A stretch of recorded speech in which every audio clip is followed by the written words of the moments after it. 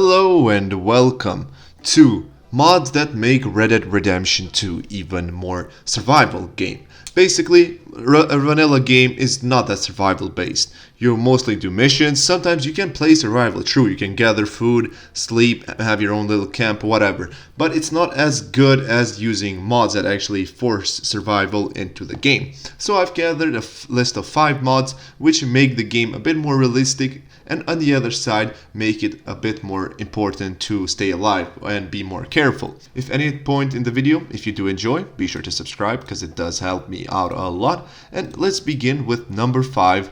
Whenever you are playing the vanilla game, if the player gets shot, you only take damage, nothing else. But if you actually got shot in real life, it just wouldn't be that simple. However, the injuries overhaul makes the game way harder and more realistic, and also even more survival, because there are 4 different kind of injuries which split in 4 different levels. So let's start with head injuries. Head injuries restrict the ability to use Deadeye. They progress by basically using Deadeye. Let's say for example level 1. At level 1, Deadeye sometimes turns off by itself. Level 2, Deadeye often turns off by itself. Level 3, Deadeye very often turns off itself. And level 4, you can't enter Deadeye. Hand injuries. Hand injuries restrict the ability to hold and aim weapons. Like for example level 1, you lose health when holding 2-handed weapons. Level 2, you lose health when holding one-handed weapons. Level 3, you cannot wield 2-handed weapons. And level 4, you cannot wield one-handed weapons. Leg injuries. Leg injuries restrict the ability to run. These are negated by being on a horseback. They progress by sprinting, you limp, or well, example walking. Level 1, you lose health when sprinting. Level 2, you lose health when running. Level 3, you lose health when walking. And level 4, you lose health when standing. Wounds. Now, wounds passively deplete your health for like a short period of time. They are stackable and it can be sustained when being hit in the chest. These can be cured with basically using unopened health cures. Humidity, temperature, and overhaul. This mod adds a new core that represents your weather resistance, so that rain, snow, water, or cold are an actual threat and not a minor inconvenience. In the case of any kind of like downfall, rain, or snow, no matter how well dressed you are, the core will drain. And of course, clothing will drastically decrease the drain rate. Same applies to being in water. Now you can actually need to be more careful no matter what, if it's rain or whatever. You need to be a camp to basically heat yourself. You will see new icons appearing on your screen when the mod is installed, which tells you everything you need to know. Number 3, basic needs final cut.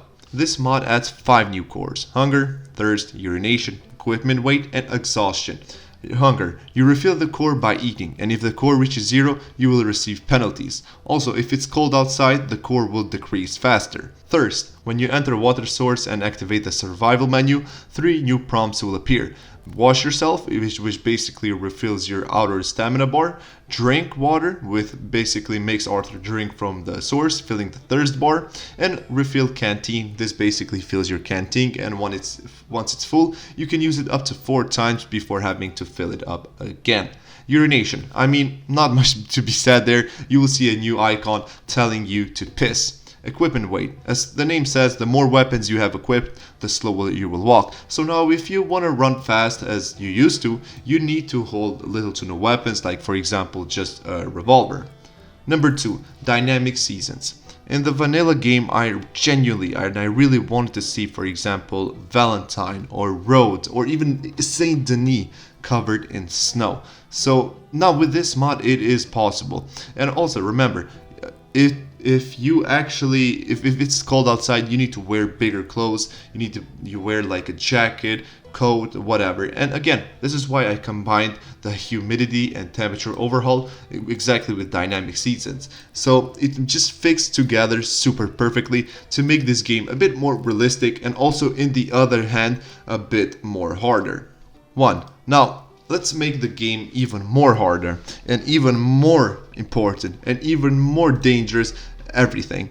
Now, once you die in vanilla game, you kind of just boom respawn in the middle of nowhere. With this mod, however, you cannot do that. Once you die once, the whole save files will be deleted, and you need to start over from chapter 1. Now, I highly recommend using all of these mods up together with each other so you can actually experience the full survival mode. I personally loved how the game basically had a bit of survival in it. Like, as I mentioned earlier, fishing, you need to fish, killing animals, skinning them, and yeah, but there are a few things that with these mods, it makes them a bit more important and more survival based. Now I'm going to throw an honorable mention here. The honorable mention I wanted to throw in here is horses needs. We don't really have a lot of things that could make our horse feel a bit more immersive to the world, if you know what I mean. You only have your health and the stamina bar, but there's the horse needs mod, which adds 3 new cores for your horse: hunger, thirst, and horseshoe condition. Now, what I loved about all of these mods can be turned off in the INI file. And for example, if you wanted to make them a bit more easier, if you wanted to make them a bit more harder, you can do that through opening the file. Now let's talk about hunger.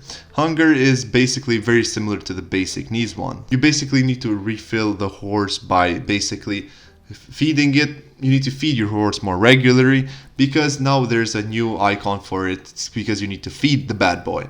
Then we have thirst. Thirst is basically your horse will automatically drink water when in a water source. And for example, when you're near a river or near a lake, they will automatically bend down to drink some water. And what's interesting about this, I kind of like this because it's attention to detail. Once the horse is drinking water and it's kind of stuck its face in it, you cannot ride the horse basically.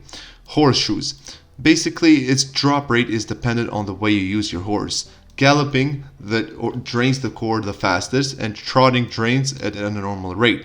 Any other actions do not drain it. You can clean your horseshoe by walking to your horse and pressing the prompt. This will only appear if the core is lower than 50%. And I'm hoping for the thing, as I'm reading right now, they will be changing some of the animations to make this a bit more nicer and a bit more smoother in every sense. Penalties. If the core reaches 0, your horse's normal core will start to drain at extremely fast rate. But unfortunately, this only applies to the hunger and thirst core. But if the horseshoe core reaches 0, you cannot ride that horse anymore, because it makes sense. The fucking horseshoe are being destroyed. And yeah, these are kind of my list on things that make Red Dead a bit more survival based. Now you need to be more careful when you're doing certain things, especially with permanent death. If you're getting approached by a predator, let's say a bear or even a panther, whatever, dude, you need to run. Because if you didn't know, bears and cougars and panthers, whatever, have this special animations that if they get you once, you are done. Like for example, if you get attacked by a cougar in the back of the neck, it is good night for you. So yeah, if you know any other mods that might be more survival based, please do let me know down in the comments, and I would love to give them all a shot. And anyways, I won't waste much more of your time, and I shall see you tomorrow for a new video. Goodbye. Mwah!